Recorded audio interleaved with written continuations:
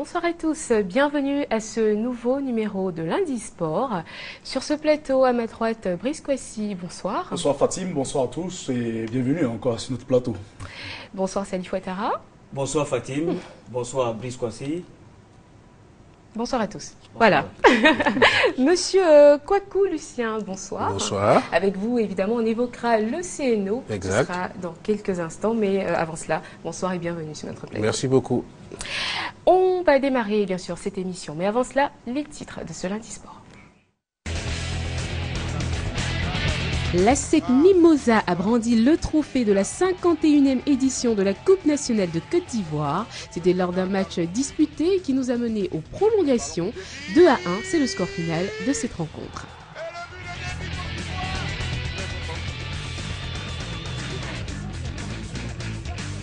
Le nouveau sélectionneur des éléphants de Côte d'Ivoire est à Abidjan. Il a pris fonction officiellement ce week-end, a assisté à la finale de la Coupe nationale et au match amical des U20.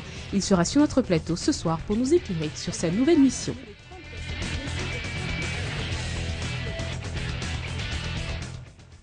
Le football ivoirien vient de se doter d'un nouvel organe, l'Union des présidents de clubs de football. Son président se nomme Anzouan Kakou. On ne le dira jamais assez, le sport est un complément essentiel pour la santé. Alors, à défaut de pratiquer du sport de haut niveau, une simple marche est vivement conseillée. Et pour nous le reconfirmer, nous avons été conviés ce week-end à un parcours de santé, des extraits de ce parcours. Le sport pour maintenir l'organisme en pleine forme, rien de mieux sommes-nous tentés de dire, tant ses vertus sont légion. C'est la raison pour laquelle le ministère des Sports, à travers sa direction des sports de masse et du sport féminin, organise depuis plusieurs mois maintenant des parcours de santé. Rappelons à toute fin utile qu'un parcours de santé est par définition une promenade sportive rythmée par un ensemble d'activités, marche, étirements, tractions, abdominaux, généralement effectués dans un cadre naturel, en l'occurrence ce week-end à Bergerville près du jardin botanique. Laissons le soin à Madame Sakanoko de nous expliciter le parcours du jour. Nous avons commencé ici au foyer des jeunes. On s'est retrouvés aux alentours du jardin botanique. Nous sommes allés et nous avons fait le tour, revenir sur nos pas afin de nous retrouver encore ici. Donc ça nous fait en tout et pour tout au moins 5 km. Je vous assure, ce parcours que nous venons de faire, alors je pense qu'aujourd'hui nous allons passer une bonne journée parce que nous avons vu de ces côtes et je crois que c'est tout ça le parcours de santé, les petites difficultés qui sont dans le parcours. Et comme ce fut le cas pour les précédentes étapes, femmes, hommes, enfants, jeunes et vieux, issus de diverses couches sociales, ont tenu à partager ce moment convivial ensemble, leurs impressions à la fin du parcours. J'ai partagé le projet avec la direction des sports de masse parce que nous sommes partenaires depuis maintenant plus de 3 ans. Nous nous accompagnons mutuellement dans notre volonté d'impulser au sein des populations la pratique régulière de l'exercice physique, toujours avec pour objectif de réduire le taux de mortalité au sein de nos populations. Nous avons l'habitude, les personnes de 3e âge, de marcher tous les samedis de 6h30 à 8h30. Vraiment, c'était difficile. Quand tu veux quelque chose, tu l'obtiens. On a tenu bon, pour notre santé surtout. J'avoue que ça nous a vraiment tous fait du bien. Et au sortir de là, voilà, on s'en va requinquer pour la semaine. Et d'ailleurs, je voudrais même inviter tous les Ivoiriens, tous mes compatriotes, voilà, de se mettre au sport parce qu'aujourd'hui, il y a tellement de maladies que c'est seulement par le sport que nous pouvons vraiment nous assurer un bien-être physique et sanitaire. Et malgré la pluie, l'invité surprise de cette étape, la motivation de nos sportifs du jour n'a nullement été ébranlée tant l'ambiance était bon enfant. Alors si vous aussi vous voulez rejoindre les adeptes du parcours de santé, vous êtes attendus à Yopougon pour la prochaine étape, mais gare au lève-tard, le parcours démarre à 6h30 du matin. Le président de la Fédération ivoirienne de Maracana et discipline associée a tenu une conférence de presse le vendredi 1er août 2014. Objectif, faire le bilan de sa tournée au Niger, le pays organisateur de la prochaine Coupe d'Afrique des Nations de Maracana. On regarde les images. En prélude à la prochaine Coupe d'Afrique des Nations de Maracana qui se tiendra à Niamey, au Niger du 17 au 22 septembre 2014, le président de la Fédération ivoirienne de Maracana, Bleu Charlemagne, a animé une conférence de presse. Objectif, faire le bilan de sa tournée de prospection au Niger. J'ai pu, de concert avec mes pairs africains du Bénin, du Togo, du Burkina et du Niger, rencontré, n'est-ce pas, les autorités gouvernementales nigériennes qui ont mis à notre disposition les sites à inspecter et mis également à la disposition ces sites-là pour justement abriter la 3e édition de la Coupe d'Afrique des Nations qui pointe déjà du 17 au 22 septembre prochain à Niamey. Les 5 pays du Conseil de l'Entente ont confirmé. Il y a ensuite annoncé comme pays participants, il y a donc le Mali, le Sénégal, le Libéria, la Sierra Leone et la Guinée. Ensuite, on nous annonce donc le Nigeria et la Guinée-Bissau. Et puis, comme observateur, vous aurez donc les pays du Maghreb emmenés par Aziz Boudherbala. Bleu Charlemagne s'est par ailleurs prononcé sur la compétition des jeunes de 16, 18 et 34 ans qui débutera probablement le 2 août 2014. C'était devenu à la limite une préoccupation de l'État de Côte d'Ivoire, de faire en sorte que notre jeunesse soit sainement occupée. Et donc, pour l'occuper sainement, la FIMADA a décidé de jouer sa partition pleine et entière. Et cette année, c'est le 2 août que, justement, la 3e édition du championnat national Open Jeunes va se dérouler. Le président de l'instance fédérale rassure n'avoir oublié aucune tranche d'âge dans son programme d'action. Il a même annoncé la tenue très bientôt du championnat des vétérans. C'était, comme vous avez pu le constater, un reportage signé Salif Ouattara et Albéric Orega. Direction à présent Boaké pour parler de pétanque. Les boulistes du quartier Broukro-Boaké ont choisi cette année l'école primaire publique pour la compétition de pétanque dotée du trophée de la réconciliation et de la cohésion sociale. Pour cette 4e édition, ce sont 44 doublettes qui ont répondu à l'invitation du comité d'organisation. Les équipes sont venues de Daoukro, Yamoussoukro, Tiébissou et de la quasi-totalité des quartiers de Boaké. J'organise le tournoi pour que tout le monde se retrouve, pour tisser la cohésion entre nous, pour avoir l'harmonie, pour avoir la paix, surtout que Boaké est une ville de paix. Cette année, la compétition de pétanque de la réconciliation et de la cohésion sociale organisée par l'amicale des boulistes de Boaké était parrainée par Charles Niaouré, président de la Force 2015. Sport, facteur de rapprochement, sport, facteur de développement. Et nous sommes venus donc accompagner le développement en Côte d'Ivoire à partir de Broukro, à partir de Boaké, à travers le jeu de pétanque. Démarré à 11h20, c'est à 19h40, soit un peu plus de 8 heures de compétition, que la doublette Niaouré Herman dit Romario Amadou, venu du quartier Sokoura, a remporté Dame Coupe. Cette compétition a rassemblé près d'une centaine de boulistes, dont des anciens tels que Amadou Touré. Et voilà, on va parler un tout petit peu de pétanque avec Brice. La Côte d'Ivoire bien sûr, a participé, mais on a perdu nos trophées. C'est l'information qu'on doit donner un peu parce qu'on avait le trophée de la zone 3 il y a cela quelques temps. Pendant 6 ans, on a gardé ce trophée au niveau de la pétanque. Malheureusement, face à des Béninois plus déterminés, on a perdu limite 13-12 face à ces Béninois. Donc la Côte d'Ivoire n'est plus détentrice de ce trophée sous-régional. Désormais, c'est le Bénin. Prochaine édition, c'est la 8e édition, ça aura lieu au Bénin. Et donc, il va falloir aller chercher ce trophée, raison pour laquelle il est très bien de voir l'extension de cette discipline dans toute la Côte d'Ivoire pour permettre à l'entraîneur national Koulibaly Tiemoko d'aller dénicher de nouveaux talents pour aider les Hassan, les Oku Dominique, afin que ceux-ci puissent aller véritablement nous ramener ce trophée ici à Abidjan. Merci pour l'information. La journée de l'Olympisme sera célébrée en Côte d'Ivoire le week-end prochain. Avant cette cérémonie prévue à l'INGS de Marcory, le président du comité national olympique de Côte d'Ivoire, le général Palinfo, a dit un mot sur cette journée au micro de Anja Soukro. Le sport, c'est l'amitié, c'est le respect, c'est l'excellence. Et nous le faisons et chaque organisation a un thème bien précis. Cette année, pour nous, le thème, c'est en principe bouger, apprendre et découvrir. Et nous allons donc appeler une quinzaine de fédérations de Côte d'Ivoire à être présents à l'INGS pour, à partir de 9h pour cette organisation. Il y aura des démonstrations, il y aura des compétitions, etc. pour montrer c'est quel sport qu'il faut être actif, il faut bouger. C'est bon pour la santé, c'est bon pour le corps, c'est bon pour l'amitié et la fraternité. C'est cette raison, cette diversion que nous appliquons cette journée olympique à Abidjan. Je rappelle que M. Kouakou Lucien, sur notre plateau, est l'un des vice-présidents du comité national olympique, chargé donc de l'olympisme. La journée olympique, ce sera le 9 août à l'INGS de Marcory. Et c'est justement la raison pour laquelle vous êtes sur notre plateau. Voilà, c'est ça. Merci de me recevoir. Effectivement, le 9 août prochain, nous allons célébrer ce que nous avons toujours célébré depuis 1948 au niveau de la famille olympique, ce qu'on appelle la journée olympique.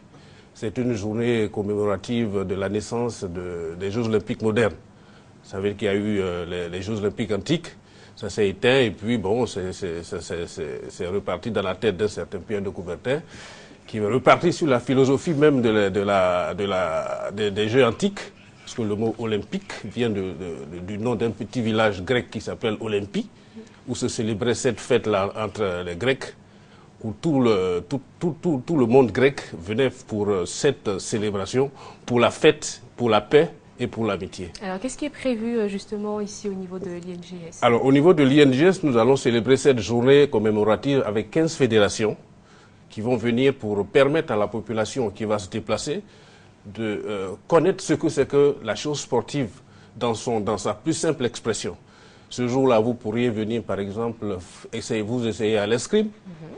Vous pourriez aussi essayer de vous essayer à autre chose. En fait, nous exposons la chose sportive à la population, mais en même temps pour leur permettre d'apprendre, de bouger, d'apprendre ce que c'est que le sport, connaître ce que c'est que la discipline sportive.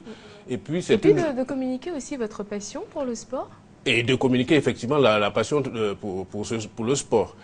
Spécifiquement, cette année, nous allons introduire un volet éducation olympique. Vous savez que la chose olympique veut enseigner l'amitié et la paix à travers le sport. Et cette année, nous allons spécifiquement introduire un petit volet de la chose de l'éducation olympique. Ça va être en termes de questions-réponses, cadeaux, des feuilles. Il y a tout un programme, en tout cas, qui est mis en place pour permettre à la population de prendre du plaisir. Pour prendre du plaisir. Nous allons commencer à 9h. D'accord. À 7h déjà, toutes les fédérations commenceront déjà à s'installer. Et à partir de 9h, nous ouvrons le plateau jusqu'à 11h30 midi. D'accord. On le sait, ça fait depuis 1948, vous l'avez dit, c'est institué ici en Côte d'Ivoire, l'Olympisme. Est-ce que vous pouvez nous dresser un petit bilan? Est-ce qu'aujourd'hui on est au niveau des grands états du sport dans ce domaine-là, à ce niveau-là? Oui, bon, la journée olympique en elle-même n'est pas une manifestation sportive comme on la connaît, c'est pas une journée de compétition. C'est une journée d'information sur la chose sportive. Maintenant, disons que la Côte d'Ivoire a été reconnue membre du Comité international olympique en 1960, et donc, 1963, disons, et depuis, la Côte d'Ivoire a toujours participé aux Jeux olympiques, sauf ceux de Moscou, et donc a participé à toutes les manifestations qui concernent justement l'olympisme. Au départ, c'était des courses, on appelait ça la journée de la course olympique. Un peu comme vous avez vu tout à l'heure à l'image, on invitait tout le monde à venir faire une petite course pour brasser la population, permettre à tout et chacun de comprendre que, quelle que soit notre couleur, quelle que soit notre religion, quelle que soit notre taille, etc., on peut être ensemble, on peut vivre ensemble. Et c'est l'image même qu'on recherche de la chose sportive pour la paix. D'accord. Est-ce que vous allez faire un peu de détection lors de cette journée? Non? Oui. Pas réellement de détection parce que détecter un athlète, ça demande beaucoup plus de temps. Mais cette journée, franchement, c'est une journée ouverte pour tous ceux qui voudront vraiment savoir ce que c'est que le sport. D'accord. Alors, on rappelle bien sûr que la journée olympique, ce sera le 9 août à l'INGS, c'est à Marcory. Et évidemment, toute la population est invitée. C'est gratuit, hein, l'entrée. Hein. Bien sûr. Pas payante. Voilà. Allez donc vous informer sur le sport. Merci, Monsieur Kouakou, d'être passé sur notre plateau. Je vous remercie de m'avoir reçu. C'est nous. Ça a été un plaisir. Et d'ailleurs, on va vous laisser repartir avec des récompenses. Les meilleurs sportifs de l'année ont été récompensés par le président de la République, son Excellence, Monsieur Alassane Ouattara. Et justement, on le voit sur ces images. Le jeune Libanais, bien sûr, qui nous a fait sensation lors de la Coupe du Monde ici, francophone de taekwondo. Ça a été la grosse révélation, le grand vainqueur de cette Coupe du Monde, celui qui a permis d'ailleurs à la Côte d'Ivoire d'atteindre la finale et surtout de montrer qu'on était un pays également des arts martiaux. Et c'était une grosse fierté de le voir également récompensé par le premier des Ivoiriens, le chef de l'État qui, en compagnie de son épouse, ont tenu à véritablement célébrer ce jeune qui est très jeune d'ailleurs, un athlète en devenir, il a encore du temps, hein, Bané Seydou au niveau du taekwondo, c'est l'espoir de demain. Et puis, autre récompensé, c'est évidemment le président de cette fédération, la Fédération ivoirienne de taekwondo, le président Bambachek Daniel, qui lui également a eu cette récompense pour tout le travail abattu à la tête du taekwondo. On se rappelle qu'à son arrivée au niveau du taekwondo ivoirien, c'était pas véritablement le grand moment du taekwondo parce qu'on avait connu des crises à ce niveau-là. Et il a réussi à réunir toute la famille du taekwondo, à mettre ensemble les enfants du taekwondo. Nos taekwondo, il ne manque plus aucune compétition, que ce soit sur le continent ou à l'extérieur, en dehors de l'Afrique. Aujourd'hui, ça donne des résultats et les résultats sont là célébrés également. On attend que toutes les autres fédérations suivent. Il y a le 10 déjà, on a parlé d'athlétisme. Il y aura ces championnats d'Afrique, on attend des médailles encore de Muriel Aouré et des autres. Il y aura également du karaté à Dakar, le championnat d'Afrique du karaté. Il faut que les athlètes y aillent et puis on parlera également certainement avec le président de la fédération du judo, d'autres disciplines. Mais véritablement, c'est bien intéressant de voir que l'État célèbre les excellents. Allez, à présent, on part à Tafiré pour la 5e édition du tournoi Soro Guillaume. C'est du football. RTI Boaké évoque le lancement. Les sous-préfectures de Tafiré, Badika et Niedeka dans la région du Hambol vont vibrer pour la 5e année consécutive au rythme du tournoi Soro Guillaume, président de l'Assemblée nationale de Côte d'Ivoire. Samedi dernier, lors du lancement, les équipes participantes, au nombre de 18, ont reçu chacune un ballon des mains du parrain de ce lancement, Koulibaly Drissa. Pour le match d'ouverture, Koloka en bleu était opposé à Sepika en rouge. Les championnats européens bien suivis dans cette partie du pays amènent les joueurs à copier les styles de leurs idoles, à l'image de ce joueur de champ en paire de gants, sauf que là, nous jouons sous un soleil de plomb, 37 degrés de température. Un match qui s'est déroulé dans une bonne ambiance, malgré ce pénalty qui permet à Sepika d'arracher le gain du match à 1-0. Les organisateurs, le parrain et les autorités préfectorales sont satisfaits de l'organisation de ce tournoi qui suscite beaucoup d'intérêt au sein de la jeunesse. Il s'agit pour nous de permettre à tous ces villages des 3 sous-préfectures de se retrouver à travers le sport facteur de développement. Si on fait des activités locales, au fur et à mesure que ces activités locales-là vont faire tâche d'huile, nous allons finir par couvrir le pays et faire en sorte qu'il y ait la paix totale que nous recherchons tant. Moi qui suis le représentant de toutes ces institutions, qui suis fier et honoré d'avoir ce très grand tournoi de la région ici chez moi aujourd'hui. Pendant un mois, sur les différents stades retenus, les joueurs seront accompagnés par des sonorités et des danses issues du riche patrimoine culturel du nord de notre pays, à l'image de ces balafonniers. Nous recevons sur ce plateau M. Isaac Ambo, président de la Fédération ivoirienne de judo et disciplines associées. Bonsoir. Bonsoir. Alors, vous êtes sur notre plateau pour nous parler du tournoi international de l'intégration de l'Afrique de l'Ouest, TIAO 2014. On vous écoute. Okay. Le ministère des Sports, avec la Fédération ivoirienne de judo, organise le 9 au hall du Palais des Sports la 4e édition du tournoi international de l'intégration de l'Afrique de l'Ouest. On a cette année une occasion pour montrer ce que la Fédération ivoirienne de judo sait faire comme organisation, parce que les 3 premières éditions ont eu lieu au sapeur-pompier militaire, au sapeur-pompier de l'Indénié. C'était une salle vraiment qui n'était pas adaptée à l'organisation. On a eu le soutien cette année du ministère des Sports pour pouvoir organiser cette grande manifestation au niveau du Palais des Sports. C'est une occasion qu'on a pour essayer de rentrer parmi les meilleurs tournois africains. Si nous réussissons cette organisation-là, nous pouvons être sûrs qu'au quadriennal 2016-2020, le tournoi international de la ville d'Abidjan pourrait être un Open africain. On aura l'occasion de voir des grands champions comme Teddy Riner sur le continent, sur la Côte d'Ivoire. D'accord. Oui, c'est une question pour vous. Vous avez dit lors d'une conférence de presse, vous avez besoin de 67 millions, c'est ça, bien cela, pour réussir cette compétition. À quelques jours déjà du démarrage de cette compétition, désormais propriété de la Côte d'Ivoire, mais qui devient une compétition continentale petit à petit. Est-ce que aujourd'hui vous êtes à même de dire que vous avez tous les moyens pour véritablement réussir l'organisation? C'est une organisation qui s'autofinance. Il faut dire que lorsque nous partons en compétition à l'étranger, la Côte d'Ivoire participe en payant. Donc tous les tournois, tous les pays que nous invitons participent. Donc c'est cette manne financière-là qu'on a calculé, la recette plus les dépenses qui s'élevaient à 66 millions. 66 millions, des fois, on était déficitaire de 11 millions. On a la chance pour une fois encore, en 8 années de présidence, d'avoir des annonceurs. Je pense qu'ils se sont bousculés. Je ne me permettrai pas de donner les noms, mais nous avons 4 annonceurs. Vous verrez dans la salle. C'est vraiment une grande fête à laquelle je vous invite ce jour-là. On a bouclé le budget, on est prêt. On a 12 pays qui ont confirmé. On sera prêt. On aura l'occasion de montrer ce que nous savons faire comme organisation. On s'attend à des résultats, honnêtement, au niveau de nos athlètes, normalement. Les athlètes sont en train de travailler. On a une très jeune équipe. On en parlera tout à l'heure, monsieur Isaac. Ne vous en faites pas. On revient tout de suite sur vous. On va parler du tournoi Ado le Bâtisseur. Donc le lancement de ce tournoi doté du trophée donc Ado le Bâtisseur est prévu le samedi 16 août 2014 à Gagnoa. Avant cette date, Ange Assoukrou a échangé avec le secrétaire général par intérim du RDR, Amadou Soumaoro.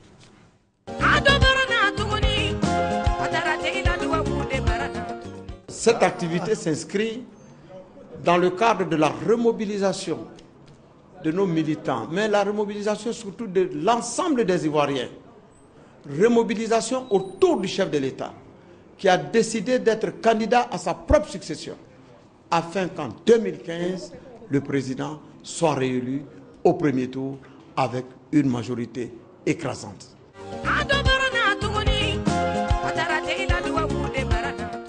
Nous sommes prêts à accompagner ce projet et nous l'accompagnerons. La direction du parti jouera pleinement sa partition.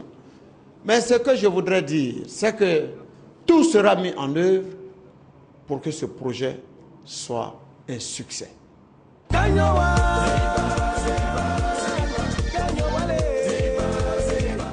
Le 16 août, que tous les Ivoiriens épris de paix, que tous les Ivoiriens qui sont objectifs, qui effectivement constatent ce changement qui s'opère à nos yeux sous l'impulsion du président, sous l'impulsion de sa politique bien pensée, bien réfléchie, sous l'impulsion de sa diplomatie qui a permis le repositionnement de notre pays, tant en Afrique de l'Ouest que dans le monde, que tous les Ivoiriens se rassemblent ce jour-là pour lui rendre hommage et pour lui dire, Président, merci pour ce que vous faites pour notre pays, merci pour ce que vous faites pour l'Afrique, merci pour ce que vous faites pour la paix.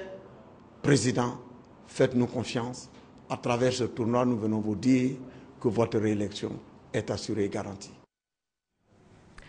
On est de retour sur le plateau. Salif, vous avez une question pour monsieur Angon. Alors, Monsieur le Président, on le sait, votre fédération a connu quelques difficultés il y a quelques mois de cela. Aujourd'hui, vous respirez la bonne forme. Vous annoncez 12 pays. Quels sont les pays que vous attendez? Est-ce qu'on peut avoir quelques pays que vous citez comme ça le 9 août? Mais déjà le Gabon qui vient avec une forte délégation, 17 personnes. On a aussi le Bénin, le Togo, le Niger, le Burkina, le Togo et un club français qui ont déjà confirmé. On est dans l'attente. Les Ghanéens sont actuellement au jeu du Commonwealth. Ils arrivent jeudi. Ils ne sont pas sûrs d'être là. Ils veulent vraiment être là. Mais ils n'ont pas pu confirmer parce que c'est vraiment trop juste. Ils sont à Glasgow par rapport au jeu du Commonwealth. On a un petit souci avec la Guinée et la Sierra Leone à qui on a demandé de ne pas venir. Ils ont déjà confirmé leur arrivée, mais par rapport à la situation sanitaire, on leur a demandé de nous épargner cette visite-là. On prend rendez-vous l'année prochaine pour le TIAO 2015. Voilà, alors on va rappeler la date. 9 août, au hall du Palais des Sports. On commence à 9h par les éliminatoires et les demi-finales. 15h, cérémonie d'ouverture. 16h, les finales et les remises des récompenses. On finit à 18h. Merci de venir nous soutenir. Merci beaucoup à vous d'être passé sur notre plateau. Merci à vous. On parle à présent de football. La Coupe nationale de football de Côte d'Ivoire était à sa 51e édition ce week-end. C'était au stade de Félix Houphouët-Boigny. La SEC Mimosa était opposée au CW Sport de San Pedro au terme des prolongations. C'est la SEC Mimosa qui brandit son 19e trophée dans cette compétition, les temps forts de cette confrontation. Les 22 acteurs sont là, positionnés. Ils n'attendent plus que le coup de sifflet de M. Boukari Ouedraogo, arbitre burkinabé.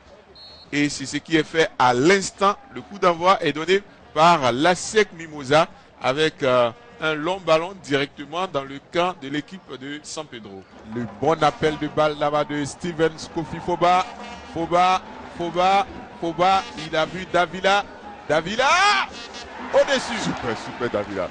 Ça, c'est ce qu'on encourage dans toutes les écoles de football. Contrôle parfait, frappe. Christian Kofi, Ibrahim Koné. Ibrahim Koné va trouver son capitaine Souleymane Dembélé. On écarte le centre. Le ballon du Sewe. Et le but de Herman Kwao. Toujours Herman Kwao à l'affût. On voit ce centre. Et voilà, effectivement. Badara rate sa prise de balle. Ouais, gêné par son défenseur. Et là, Herman est à l'affût. Angèle, la SEC a perdu la bataille du milieu. Tu vois le capitaine Dembélé Souleymane et comment on l'appelle Kofi Christian. Ils font la loi dans ce milieu de terrain. Ce qui n'est pas normal. Avec des joueurs comme Sekiré, avec des joueurs comme Vondo, qui ne vont pas au combat, qui ne sont pas maîtres du milieu de terrain. Le centre, voici un ballon. Et la SEC. Arrêt réflexe. J'ai vu Aouchi depuis 3 mois en championnat. Et si je te dis que si Boé est venu qui ne joue pas, c'est qu'Aouchi est le meilleur gardien de Côte d'Ivoire pour moi.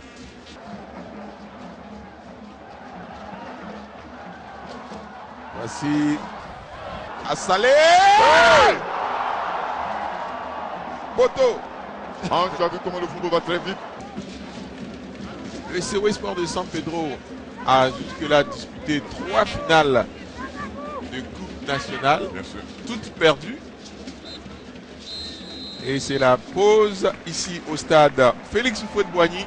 L'arbitre burkinabé Boukari Ouedraogo, timing parfait, donne le coup d'envoi de cette deuxième période entre l'ASEC Mimosa et le Sewe Sport de San Pedro.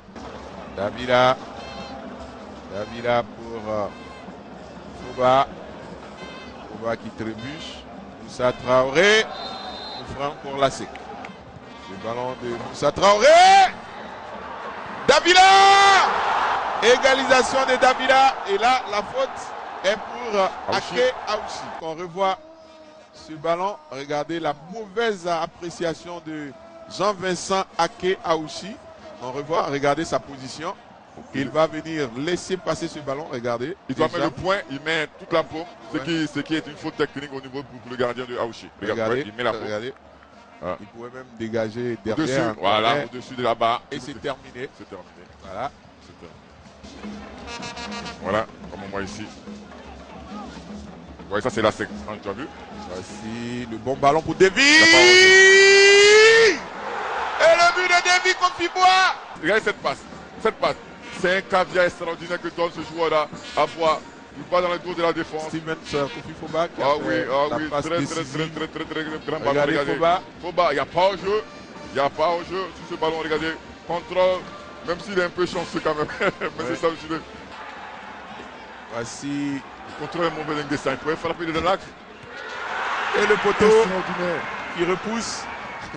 Cette frappe, cette belle frappe. Oui. C'est terminé. Et c'est l'ASEC Mimosa donc qui remporte. Voici les bras levés de maître Roger Ouenien. Bien sûr. 19e Coupe de Côte d'Ivoire pour les jaunes et noirs. Et la joie dans le camp des joueurs de l'ASEC. Voici les joueurs du COE qui sont très déçus. Mais oui, mais ils ne réaliseront pas encore cette année ce doublé. Maïsé qui est vraiment un footballeur de devoir. Tout petit, mais l'homme au 3 poumons de l'ASEC va brandir ce trophée-là. Voilà, le trophée de la Coupe nationale remis par le ministre des Mines et de l'Industrie au nom du président de la République. Et c'est donc l'ASEC Mimosa qui remporte pour la 19e fois la Coupe nationale.